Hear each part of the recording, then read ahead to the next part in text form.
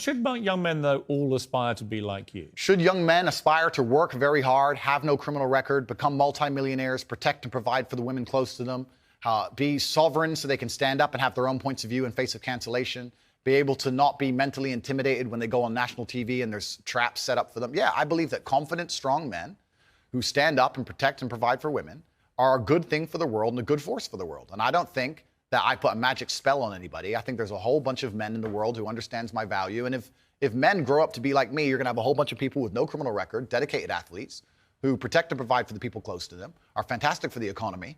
And I'm certainly not the worst influence out here, Piers. You have Lil Nas twerking on the devil on music videos, which our children are digesting. You have drill artists singing about stabbing people to death in the middle of a knife crime epidemic. You have rabid psychopaths on whether the right or the left announcing violence on the other side. You have all these insanities in the world. And because I sit here and say, yeah, perhaps, now you've laid it out and it offended you, I understand. I didn't say it offended me. Okay, cool. I just read you the things. You read things that you said they can be offensive and some people are offended. Well, some people definitely were offended. Absolutely. That's fine. And honestly, I think some of the things you said were genuinely offensive and misogynist. Okay, so they offended you. Like I said earlier, so they offended you, which is fine. I said they offended you, you interrupted me, and now you're saying they offended you, which is fine. But the point I'm trying to make is this. I'm not the devil. There are certainly worse people than me, and, I don't disagree and they exist. With that. And I'm saying that my core tenets for the people who don't understand me are self-accountability, so I'm accountable for everything I've ever said. My core tenets are responsibility, so I'm responsible for everything I've said.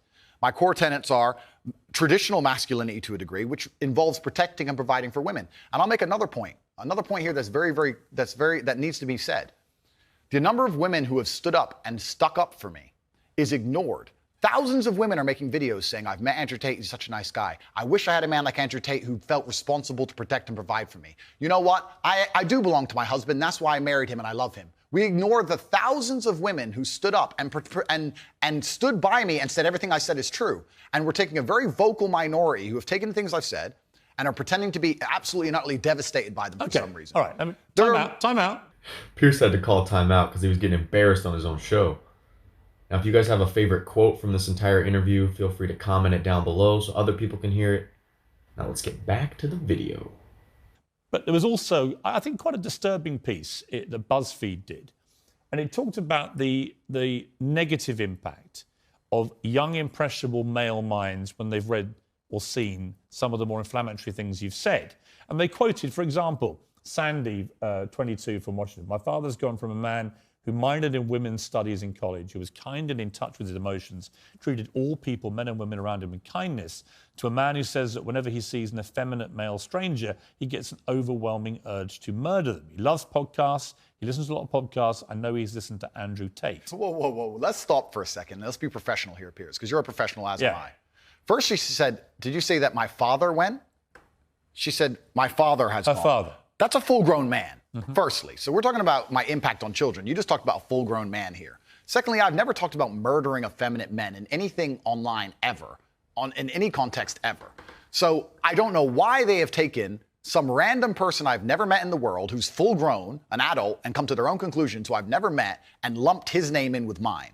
That is absolutely unfair on every level. I didn't read this BuzzFeed. I didn't read this BuzzFeed article, but after hearing the first point, I know it's trash. That is complete garbage. I'm the reason this man believes what he believes. I've seen a quote from you, and you can tell me what you feel here about this. Sure. You talk about people don't want to see men dressed up in dresses. Transgender. That's not exactly what I said. What did you say? I said the reason I am so popular and I'm so famous is that there's a large contingent of men who don't want to wear makeup, who still want to make money, go to the gym, be strong, drive a fast car, be traditionally masculine, and don't want to be shamed for that, and they don't want to be called toxic for that. That is the reason I'm so massively famous. That is what I said. What do you think of transgender people? That's nothing to do with me. I'm not transgender, and I don't understand the issue like they do. Are you transphobic? Do you consider yourself that?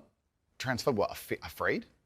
Well, it kind of, yeah. You have I don't live in fear, my friend. I have no problem. Do you have a dislike of transgender people? I don't know any transgender people. Do you have a dislike of what they stand for, what they are? No. Why would I? I don't know. That's not my issue. Do you believe depression is a real thing? I believe that feeling depressed is real. I don't believe depression as a clinical disease is real, no. Really?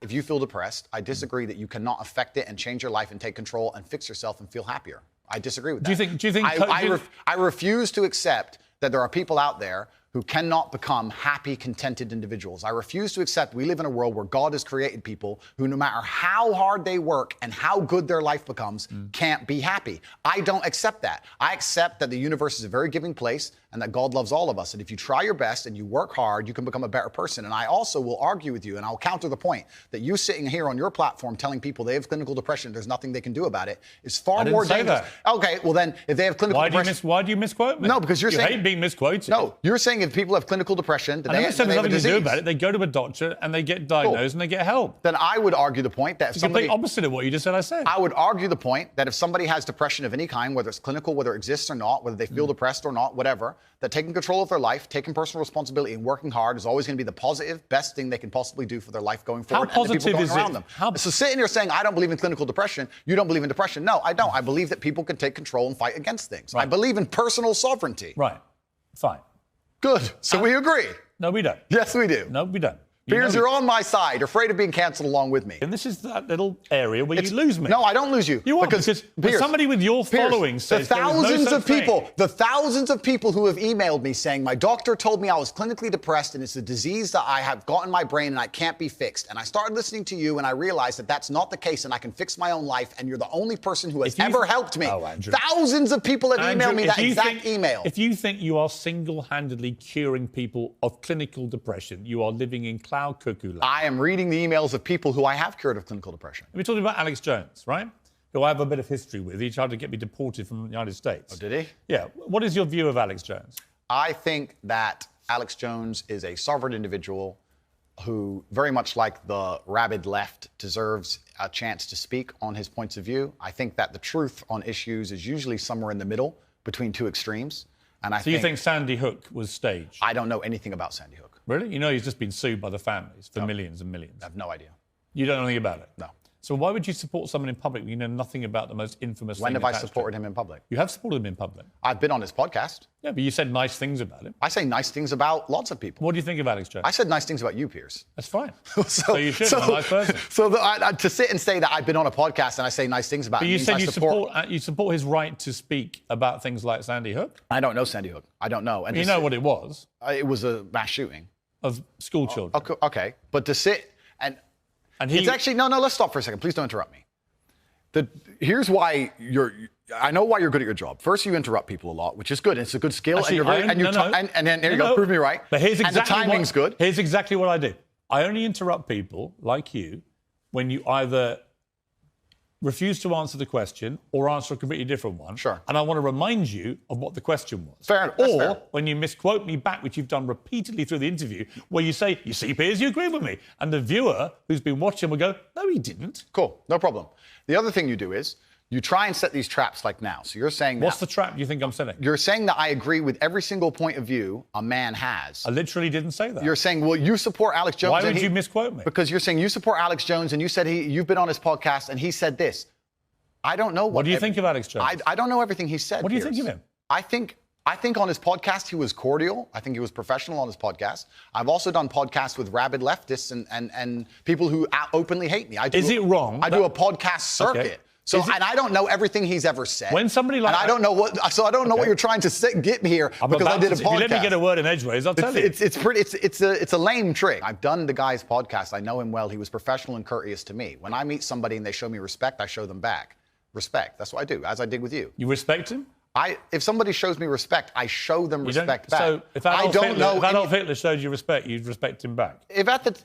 That's a stupid question, Piers. It's not. It's a logical extension of your argument. No, if in 1931 I was walking through Germany and a man come up to me and said, sorry for bumping into you, I'd say, sorry, no problem, mate. I'd show respect back. I don't know. What are you trying to say? That I sanction the Holocaust? You literally just said if somebody respects you, you respect them back I say if somebody shows me respect, I show respect back. That's a good way to go through life. Whoever it is. If somebody shows me respect and is courteous to me, I'm courteous back. Yeah. It's a lame trick, Piers, and you're better than this. So let's move on. Would you? If Vladimir Putin had a podcast, would you go on it? Sure. You would? Great. Okay, let me know what you're talking about. If Vladimir Putin had a podcast, I'd go on it. If Joe Biden had a podcast, I'd go on it. If a feminist has a podcast, I'll go on it. If Piers Morgan has a podcast, I'll go on it. If Alex Jones, I don't see the point you're making. There's no point here. You're digging, but there's nothing to find. Do you respect women? Absolutely. Why wouldn't I? Do you think that 18, 19-year-old women are more attractive than 25-year-old women? I think there's attractive people. That's a loaded question. I don't know. Well, it's not really, is it? I can't. You know why I'm asking it? Of course I do, but I can't sit here and for say. the benefit of viewers who don't know why I'm asking, you said this. In general, this is also one of the reasons men find youth attractive. You want to blow up the internet? I'll blow up the internet right effing now. The reason 18 and 19-year-olds are more attractive than 25-year-olds is because they've been through less dick. People say, oh, you can't say that, but yes, I can. A 19-year-old is more attractive than a 26-year-old woman, and I'll tell you why. Because that 26-year-old has talked to more guys, been to the club more times, been effed and dumped more times, more arguments, more mess, more for me to clean up. That is misogyny. Why?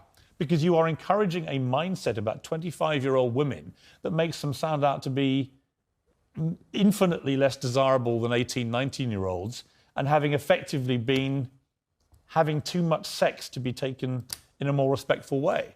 Well, firstly, even if that was the case, that wouldn't be misogyny. Well, what did you mean by what you said? That's not misogyny because it's not anti-women. I'm saying that an 18 or a 19-year-old woman would be more desirable. Pretty anti-25-year-old woman. Anti-25-year-old women we can argue, but not misogyny. Well, that's misogyny then, isn't it? No, it's not. Well, being anti any woman at all is misogyny. Not when I'm saying that women are beautiful and attractive at a certain age and saying that age. You're saying 18, 19-year-olds are more attractive than 25. Well, than ageist perhaps, but misogynistic absolutely Is that not. what it is? But you just accepted it was misogyny. No, I didn't. You said it was misogyny. I'm telling you, no, it's not. So you don't think if you're saying slightly hateful things about a 25-year-old... That's not slightly hateful. Well, it is. You think you say that to a woman's face if she's 25? It's not slightly hateful. So you would go up to a 25-year-old woman and tell her exactly what I've just read out? Why would I walk up to a random 25-year-old woman? Because you said it in public on the internet, and it's been listened to and watched by millions and millions of young, impressionable boys. Correct. There was a large panel. There was a conversation. There was hours long of conversation. There were feminists attacking men for toxic masculinity and attacking me and saying things, and I said things back which were going to antagonize them.